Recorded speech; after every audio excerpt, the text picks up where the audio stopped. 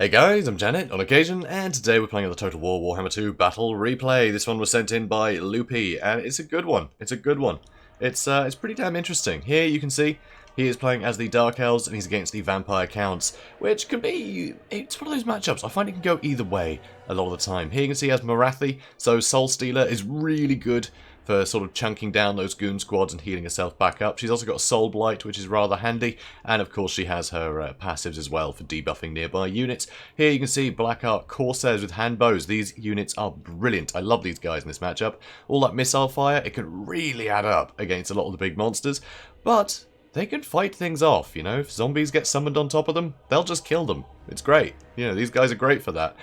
Whereas things like Dark Shards, zombies will really start to wear them down pretty quickly. It takes a long time for Dark Shards to get free, but handbows, brilliant. Also, they can just walk away from things as they're shooting, which is really nice. So yeah, really good, and a lot of missile fire. In the front line, you can see the Hellebranai, so really good melee defense, poison damage as well. Blades of the Blood Queen just will slaughter any infantry so easily. So easily, you know, huge amount of armor, and most of the front line will struggle against armor. You know, most of it will. And these guys are huge anti-infantry. They can just cut through Graveguard like butter. They're amazing. Also, more Dread Spears for more anti-large, nice and cheap, but mostly for the melee defense. It stops a lot of things like Skeleton Warriors from really getting much damage in, and it lets the rest of your units put the work in. So, really nice and handy. Knight Assassin, very cool to see as well. You can see he has Web of Shadows over here. Where it is? There it is. So that'll do nice sort of AoE damage, which is only a one-off, but it's actually pretty good.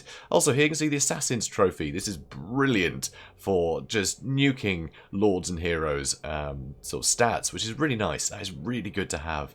Really good to have indeed. Also, in the back, 2 Blackguard and Agarond. So, more real heavy armor that is really tough to get through and great anti-large. Most of the anti-armor units in the Vampire Counts roster is also large, so these guys will be able to deal with anything that can deal with them, if you understand me. Also here, Sister Singing Doom.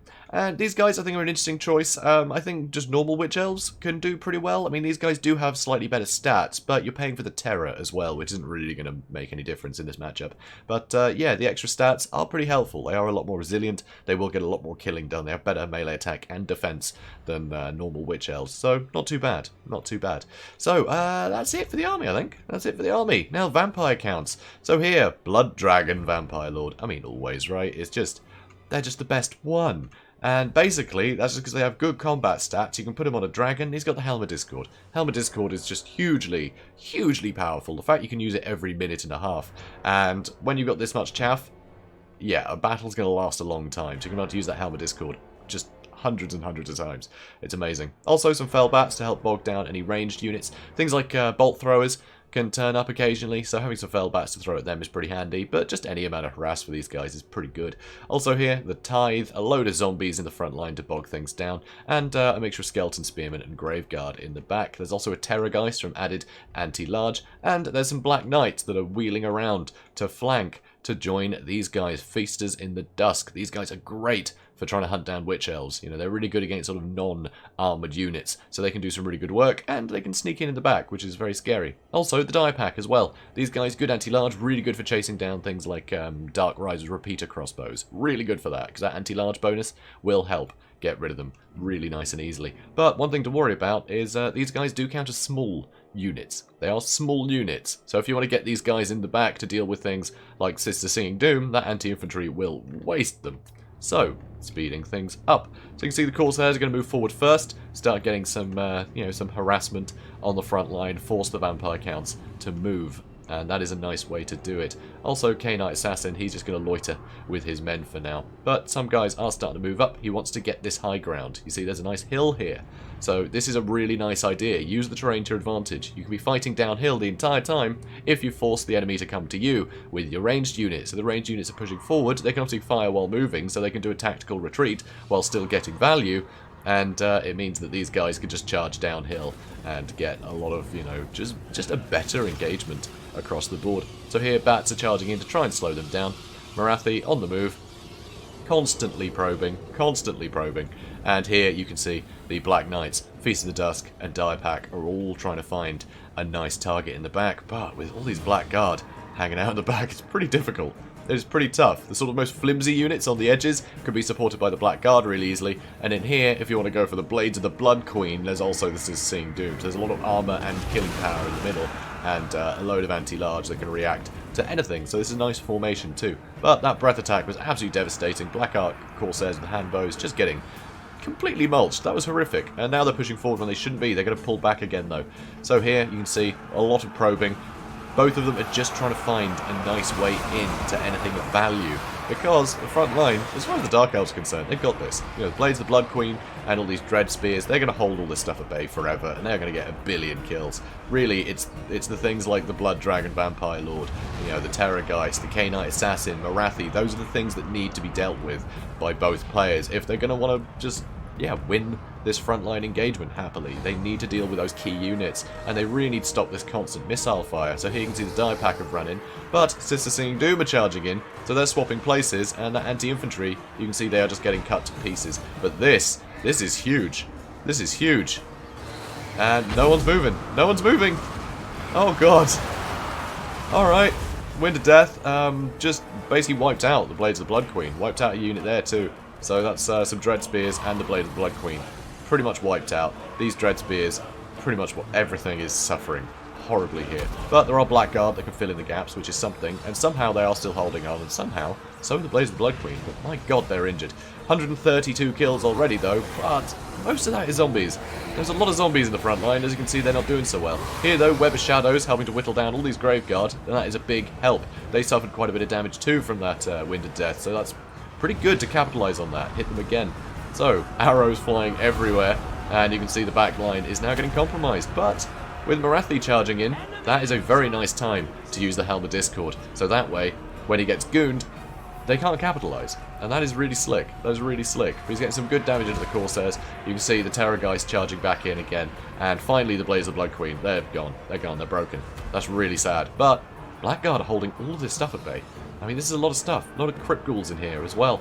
It's tough. It's very tough, you know, to push through all this armour, basically. The Blackguard are holding all of this up. These Blackguard haven't really got into a fight yet. They're still waiting, trying to keep the back line safe, making sure that things like the Blood Dragon and the Terrorgeist can't land for long. And here, Assassin's Trophy has been used on the Blood Dragon Vampire Lord, so Morathi's just hunting him down.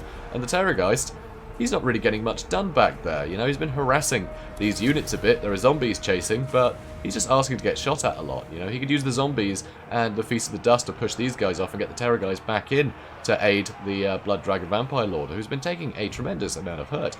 So here you can see a load of units starting to crumble. A lot of it was just Skeleton Spearmen, so, you know, it's not great. Here, though, Graveguard, they're fighting the K-Knight Assassin, who's a much better fighter, though he will get whittled down eventually by units like that. And now, the Terrorgeist and the Blood Dragon Vampire Lord are coming in, and ever so slightly mistimed on that Soul Stealer.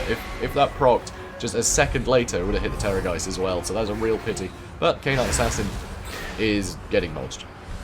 Yeah, that'll be the end of him.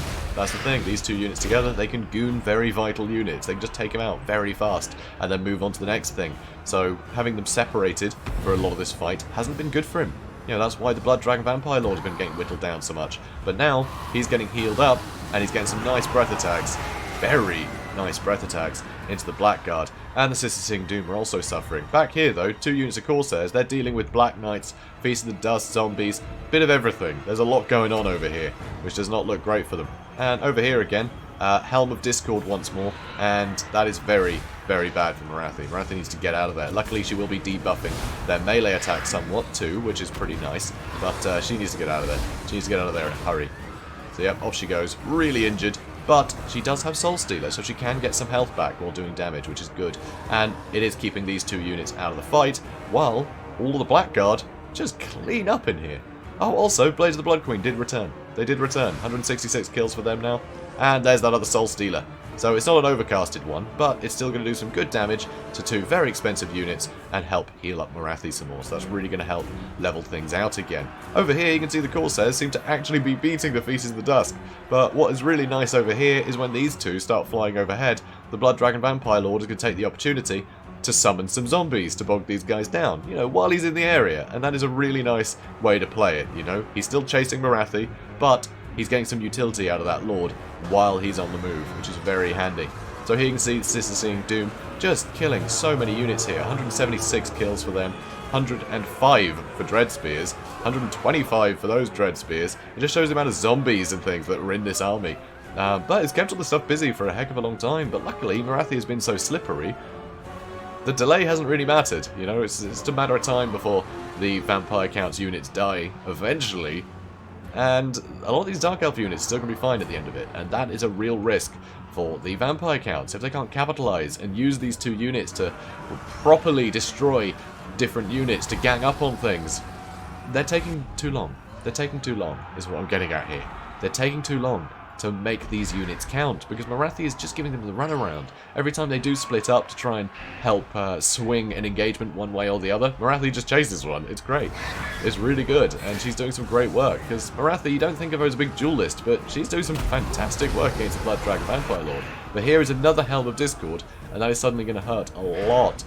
So, even these Graveguard are going to get some great hits into things like the Blackguard, and it will add up, just thanks to that Helm of Discord. Huge armor piercing from the Blood Dragon Vampire Lord, and when he dives through a unit like that, he can do so much damage to very expensive units, and just with terrible stats right now, he doesn't have to worry too much. You know, he can be aggressive with the Helm of Discord.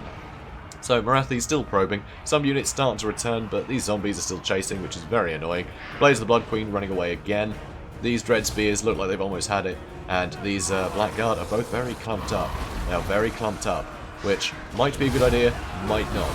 That's the thing, you know, they'll spread the damage out between them, but also it makes them more susceptible to breath attacks if there are any of those left. So it's a tough one. It's a tough one to know where to position these guys, but they are cutting through these units. They are cutting through them. There's very little infantry left, and once it's just the Air Force left, they're going to have to land and deal with these Blackguard. These Blackguard needed to have been dealt with a lot sooner if he was going to be able to survive this, I think. You know, he needs that lasting power. He needs to make sure that what's left on the ground, he can just duel Morathi and it'll just be weaker units. But those Blackguard could do some serious damage if these guys are stuck on the ground for too long. Luckily, you know, no K-Knight Assassin anymore, so you don't have to worry about Assassin's Trophy debuffing the stats, but Morathi herself has some debuffs when she attacks. And now, yep, she's just going to keep moving. Try and keep these guys busy. And that's nice. That is nice. Keep moving up and down. And these guys, the pathing keeps going, I want to go over that way to deal with Morathi. I want to go over that way to deal with Morathi. And they just end up wiggling a bit. And the Blackguard get more hits in. So, yeah, odd tactic. So not something you really think of, but it works. And now, beautiful aerial fight over this statue with Morathi just flying around on this cliff, trying to keep out of harm's way. It looks like another Soul Stealer is about to proc.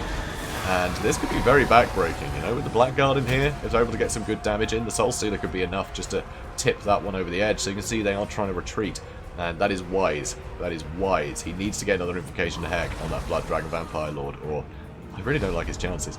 So Morathi, still probing. Looks like the Terror guy's trying to come for her, but nope, because of this terrain, it's very difficult for them to find the right level in which to fly at, to hit each other. It's pretty funny.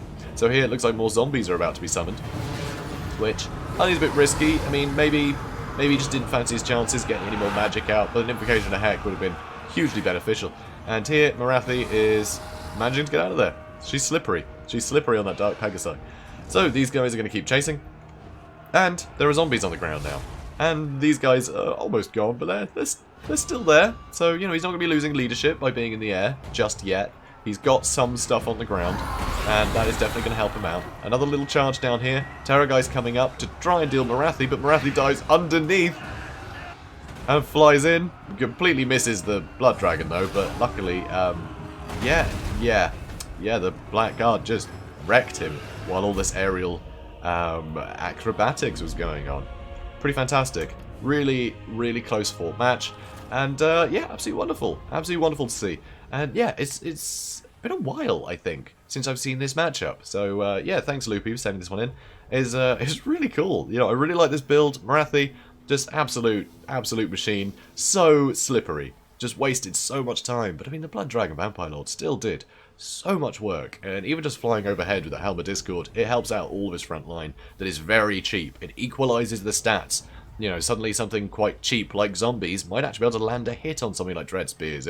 If their melee defense has been knocked down, they're going to survive a lot longer with the melee attack down of everything. So, you know, it helps equalize the stats between a very cheap, sort of just chaffy army and then something quite elite. Suddenly they're on fairly even stats. Obviously, armor isn't affected, and I think that was really the main thing that kept Loupi in the fight here, is all the armor for a load of his units. I mean, that Wind of Death was just incredible.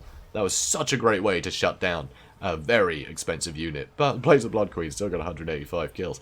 Sure, a lot of zombies, but it doesn't really matter when most of the army is a lot of zombies, you know? It still helps cut through all the chaff, and it forces things like the Blood Dragon, Vampire Lord, and the Terror guys to land and pick targets on the ground where they're a bit more susceptible.